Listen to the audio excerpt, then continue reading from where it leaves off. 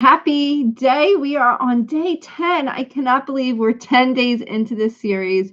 And you guys are getting like double doses. These speakers are amazing. And we're so fortunate. I'm so fortunate, as well as you are so fortunate to be able to receive them, some of them twice. And so today you were gifted in your inbox. Lois Kramer Perez and Nikki Star Noche. And today, you may or may not have heard her already, but we have Lois Kramer Perez on with us. Let's bring her on. Welcome, Lois. How you doing? So happy you're here. Ooh, I'm so happy to be here with you. That's awesome. Awesome. Let me close this out so I can see when the comments start coming in. But I knew you were going to be an orange. I just knew it. You were going. Orange is your color. I love it. So Lois is a Feng Shui. She's the queen of the Shui. Hopefully, I'm saying that right. I've been practicing. And you know, when Lois and I met. Oh, thank you. Put it here. Lois and I met years ago, and I really only knew a little bit about Feng Shui, just kind of the concept of it. When I say concept, I think just the structural in your house concept. And when as I got to know Lois and actually have worked with her as a client, me as her client, with her bringing in Feng Shui into not just my house, but my life. And I love that it can be the foundation, your home, but how that foundation is so much bigger than just your home.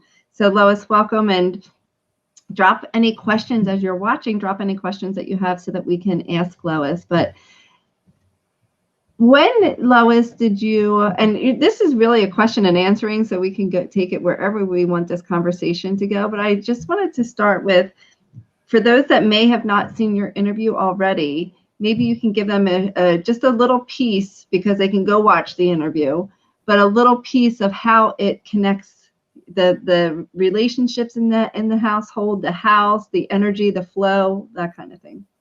Thank you, Brenda. Well, I have to say, I'm just so excited to be part of this amazing summit, and honored to be in the house with all these amazing women. There's just so much really great stuff that you're offering, and it's so important for us to continue to nourish our soul and our spirit, and to get our fires going. That's part of our Feng Shui, right?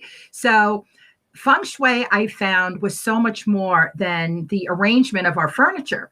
That's what I originally thought I was going in for.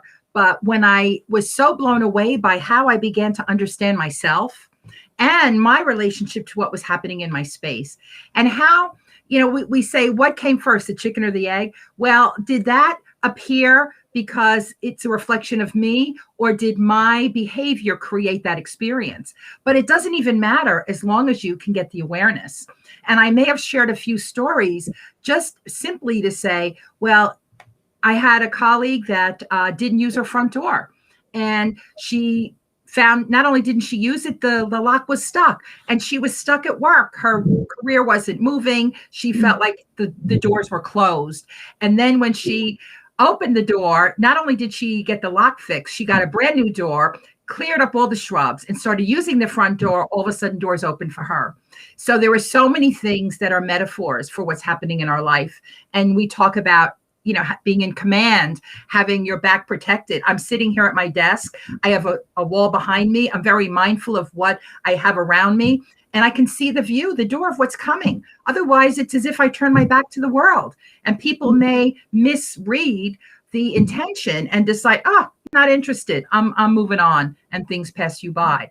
So it's really getting your connection to how you feel in your space. And notice what you love. Well, do more of that, and notice what's like, and why. And one of the things I really remember, which stuck out, one of my Feng Shui projects in my certification program, we had to Feng Shui a room in our house. So I decided I would Feng Shui my office, which was, Ray had been gone 3 years at that point since he passed on. So I went into what was his office to make it my office. And I just sat there, and I I was blank. It was like I just didn't know what to do. And I remember driving. I remember the exact moment driving down this hill, going to class, thinking, I'll switch my office. I'll move my office into this guest room and put the guest room where the office is. And all of a sudden, everything opened up. And then I started to recognize the importance of creating a space to be your own. Like, do you have your own dedicated space that's yours? Or are you always giving it up to everybody else? Does that mean you have no boundaries? Or are you putting someone else ahead of you? So it's really interesting when you start to take a moment to just notice what might be happening. And what I love about Feng Shui, there's no right or wrong. It's just what it is. So unless it creates an issue of safety, then we deal with the situation and we embrace whatever's showing up. And we don't judge it that it's right or wrong. It's okay, this is where you are. Where do you want to go next? Yeah, and I love that piece about being right or wrong, because I can speak for myself years ago, and many people that have been walking through this summit with us, that there's a right way or the wrong way. They have to listen to all the speakers from start to finish. They have to get it all in. They got to take all the notes. They got to do all this. And yes, maybe that's true for some people, but I will say it's what feels right to you. And Lois, I've had the pleasure of helping me create my own space, and in my own office space in my house this past year. And according to the Feng Shui directions, my office space should have been like an orange, or do you remember, Lois? Yeah, I think we talked about some colors, but once we realize this is not what you resonate with, no, that's not the important thing. We have suggestions and recommendations, but sometimes they give you a more refined and definitive understanding of what you truly want and don't want. So it can really help you almost confirm, no, that's not what I want. I want this. And then it makes it even easier to just be yourself on purpose, because that's the key. Be yourself on purpose. I love that. And yeah, so, it gives you a guideline, but again, as everything we're sharing, it's a guideline to help you find your purpose, right? To find your soul, to find what speaks most to you and living your authentic self. So, so my office is not orange. It's a light lavender. It might look white, but it's a light lavender because that's my color. And I'm channeling my inner Lois today. Do you see this? When have I ever worn my hair in a bun? That's hilarious. Love it. I have to get you some hair sticks to give you some more of that fire, right? Yes, there you go. Yes. Do you have something you want to speak on, or do you want me to ask you a question? Because I want to give you room for anything that you want, but I also have a question. Oh, ask questions. That's the best way to keep the energy moving. Okay. So when you say live this life on purpose, how does when someone comes to you, are they aware of what their purpose is, or I don't know how to say it, but by feng shuiing their house and their space and their soul, does that open them up to their purpose? Well, some people have a specific intention, but there's always bonus stuff that comes with it, the bonus awareness that I talk about. Because for me, when I work with someone in their space, it's important to include the piece about who they are and why they are drawn to certain things in others, and understanding where people are most comfortable. And it's important for me to offer all the feng shui, traditional recommendations, but also to learn how to refine those to find out who you are. So an example is when I began studying feng shui, I had this idea in my head that when I got married, I needed to buy a bedroom set, and then I was an adult. Well, I had been married 19 years. Ray had been gone for 3, and I never bought a bedroom set. And then as I'm understanding my true nature, my 5-element archetype, I'm like, oh my gosh, I'm not a bedroom set kind of a girl. And that really began to define who I was and how I did things. So even today, so many years later, whenever I get stuck on something, I go, wait a second, I'm not a bedroom set kind of a girl. Am I expecting to do this like Brenda would?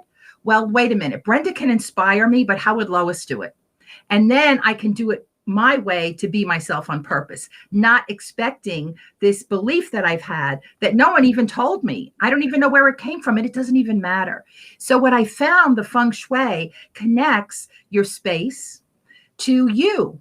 And your space is always having this conversation with your subconscious. Well, isn't it time to get involved in the conversation, but lead the conversation and really lead it based on who you are? And as you start noticing what is natural, what is, like they say, oh, she's in her element. I know I've heard that, right? But we didn't know what that element was. Or what about, oh, you're like a fish out of water. Well, that means you're not in your element. So finding that connection to all of the other pieces of yourself. And then you start to notice, well, gee, I had my door, I couldn't use my front door. I'm not getting anywhere in my career. Why? And put the two together. Sometimes we do things in a defense mechanism because we may not have the confidence to move forward. So it's easier to say, well, I bought the house. There was no key to the front door. What am I going to do? That's just the way it is. And if we believe that, it's a reflection of what's happening in our life. Well, that's what they gave me. That's just the way it is.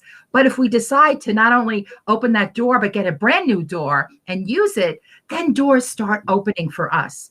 So there's so much more to this than meets the eye. And each consultation, each time I work with someone, it's so personal. Everyone is uniquely different because we're all uniquely different. And that's the most important thing. How can we stand out? Because that's what we're made to do. We're not made to fit in. We're made to be ourselves brilliantly and learn how to shine. So true. And I love two things. I love the fact that you can make subtle shifts, right? Subtle shifts to have huge impacts in your life. Like I remember one of our, Lois and I have done courses together. And I remember one of our clients, and you had sent her some red tassels.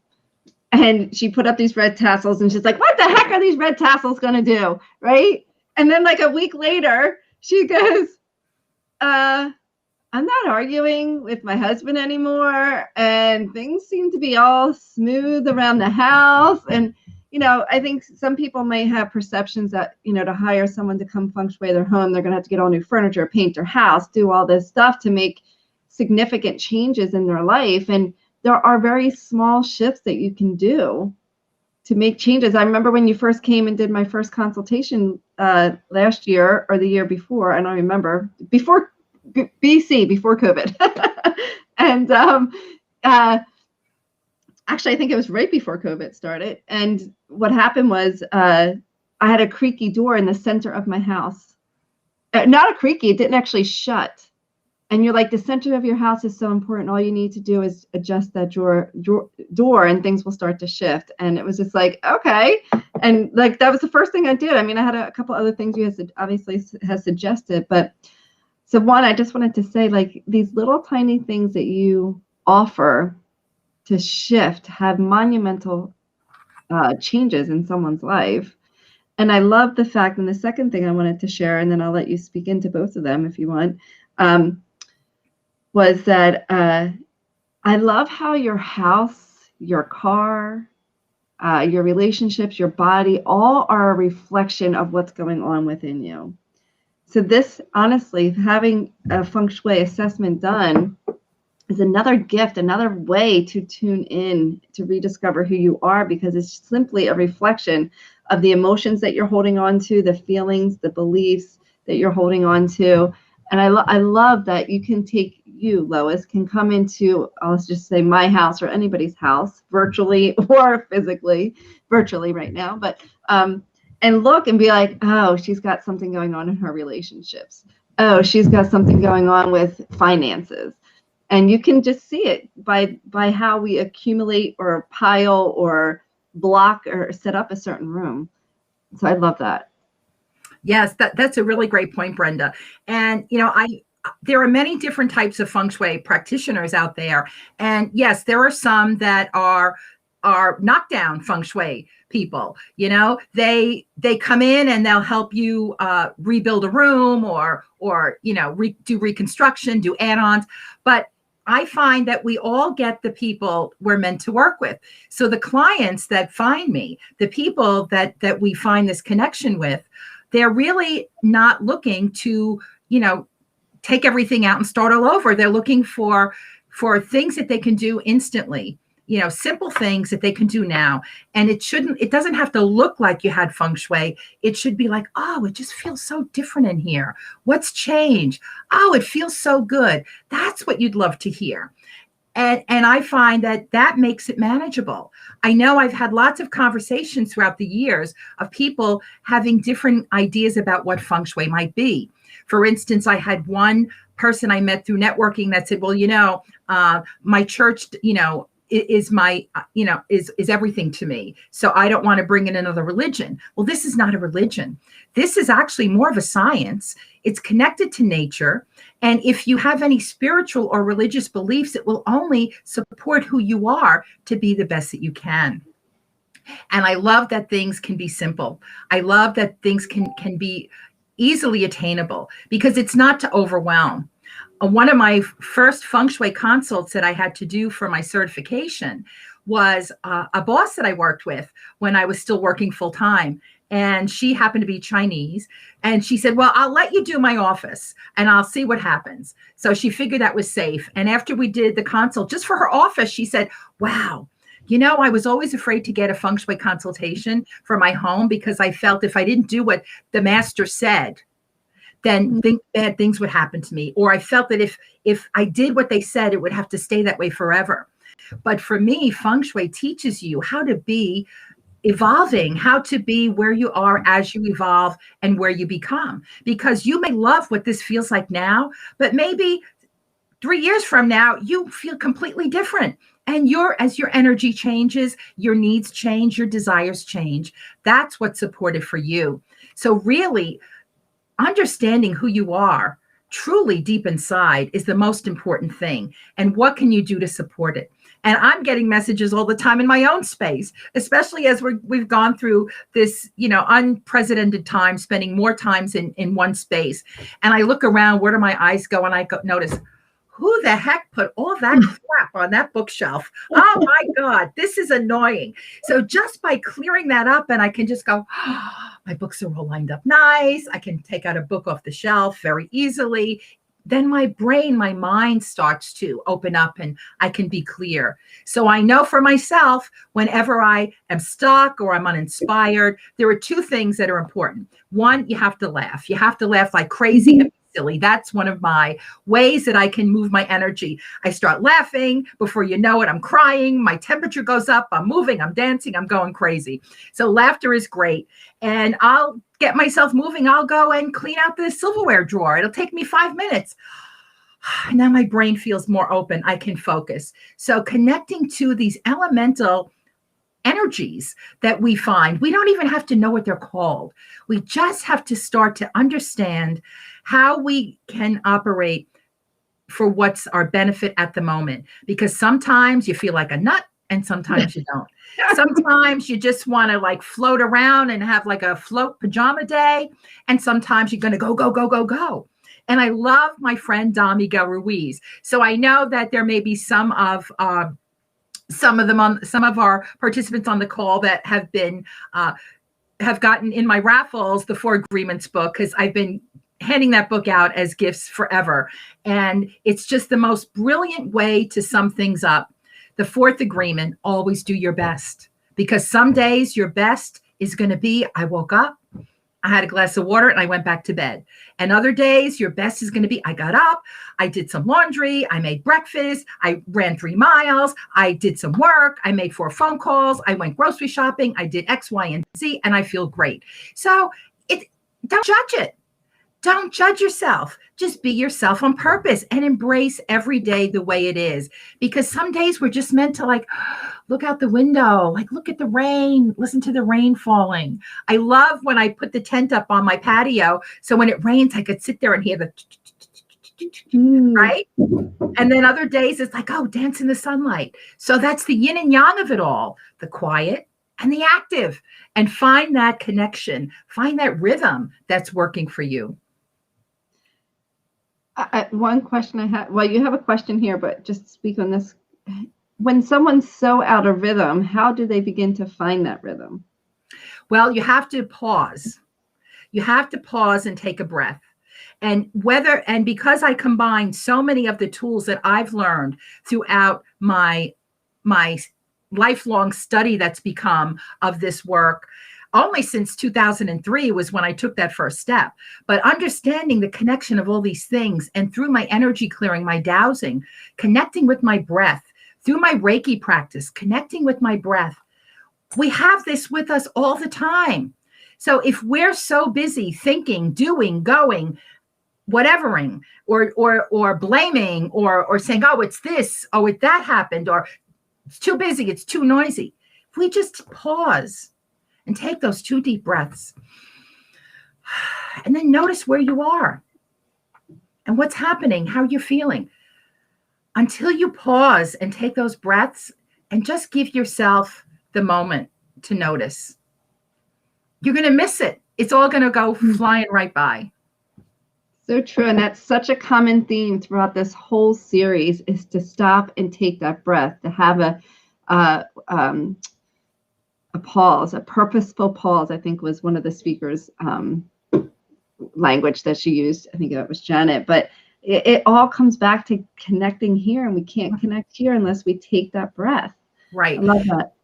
And you know, Brenda, that's how I started my 30-second vacations, because I had a short attention span, but I recognized it was important to stop and smell the roses. So I would stop at the beach. I would look out the window at the clouds, maybe listen to the birds. I've been in my daffodils, the magnolias, walking through the petals on the lawn, just 30 seconds, because we learned through science, it only takes 20 seconds to begin to shift the neural pathways in your brain and your body. So why not do 30 seconds? And guess what? When people watch one of my 30-second vacations, they typically watch it again, or they'll pause for another 30 seconds. Then it was a minute. They've given themselves back more than that. Because in Feng Shui, we say, if you want to attain fortunate blessings, abundance in your life, give away what you find the most valuable, and that's time. So if you feel stressed, if your patience is low, and you hear yourself saying, oh, I don't have enough time, hold it, take a breath, think about Feng Shui, think about trees and life, and give your time away. Call someone, think of someone, take a breath, give away what you find most valuable, and then all of a sudden, you have more than you even need. I love that. Give away what you find most valuable. And, you know, I know time is a common theme for a lot of people. So what a gift that was. Thank you, Lois. Someone wrote over here, I don't know if you can see the comments, but you're getting a lot of love over here. And someone wrote, I need to check this out. Does it work with an area which you think is blocked? So I don't know if you understand that question. It was probably in the moment we were talking. It was a little bit ago. Well, blocked could be physically blocked. It could be maybe there's a door that was sealed off. It could be blocked due to stuff. I tell a story about one of my early clients had an area in her bedroom where she just said, you know, no matter what I do, I keep getting this mountain of stuff, laundry, stuff, just like a mountain of stuff clogging up this corner. And as we looked at what that corner represented in her life, it was her ability for authority and helpful people. And then she started laughing and she said, oh my gosh, you know, my boyfriend really wants to help me with my kids, but she crosses her arms. No, I'm in charge of me. No one's telling my kids what to do. You're not getting in. I'm not letting them help me. And then she started laughing. So she was able to clear that mountain of stuff. And when she recognized what it represented, it didn't come back anymore. And then she was able to decide, well, I have to make a decision here. Does this relationship continue? Do I have to be in control of everybody and everything? Or, you know, what's my choice going to be? So blockages come in many different ways. But I will say that if you consciously see something is blocked, your subconscious is having a party in there. And there's all kinds of, you know, conversations going on that you might not be aware of. It's true. The subconscious, I have such a funny story to tell you after after this call, but your subconscious picks up stuff way more than you think it does. And it's really important that you recognize that, so that if there is something that's annoying you in your house or in your life and you ignore it, it's not subconsciously being ignored. Right. Right? It's Absolutely. there. It's gnawing at you. And you know, it's what I've learned through many different modalities that I've studied. You can actually redirect the assignments of all those parts within your body. You know, there's a part in you that's there to support you being happy, to, you know, give you energy, to support all these different feelings. Well, if you've got a part that's in charge of going, yuck, you can give that part a new assignment. And you can do it simply by recognizing what that connection is in that conversation and changing the experience from yuck to, ooh, isn't that great? Wouldn't that be great to walk in a room without even realizing you're going, ooh, I feel great. I'm happy. I don't even know why. Yes, keep going. I love that. So those out there that are feeling overwhelmed or stressed, give that part of your body a new job. Give it the job of excitement or joy or happiness. I love that. I love that. You're getting thank yous. They love you. They appreciate you. They're enjoying the talk. Someone wrote, I don't know if you read this, but it's beautiful. Listening to your talk now, so good. Sway away. When Lois said, I started to walk in my own shoes, I teared up. Being your best self starts by walking in your own shoes and feeling comfortable there. Thank you for the reminder that there is joy there in her shoes. And she's got some red high heels on, that person. Awesome. Lois, I thank you so much for coming on today. I'm going to put your free offer here as a little extra bonus. So whoever's watching, I just got to go find it and put it in the comments, but I'll drop your free book here.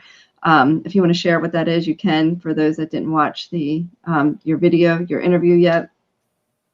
Oh, yeah, my ebook. Okay. I think it's fengshuiyourfearsaway.com.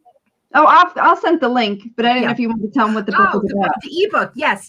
So it's my favorite 9 tips that you can implement in your life. Very simple things. 9 favorite things that I talk about that you could start taking action on now. Keep it simple, make it fun. It's colorful. It's easy read, nothing fancy. Well, a little bit fancy schmancy. You got to have a little fancy schmancy, but just easy stuff, fun things you can do, because you are in charge of you and you want to be the best shui you can be. That's right. That's awesome.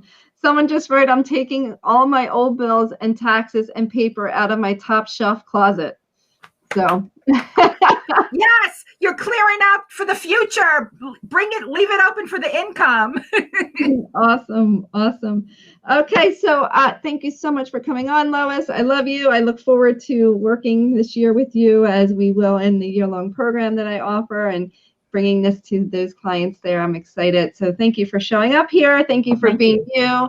And for everybody that's listening, realize today is the last day to get the VIP.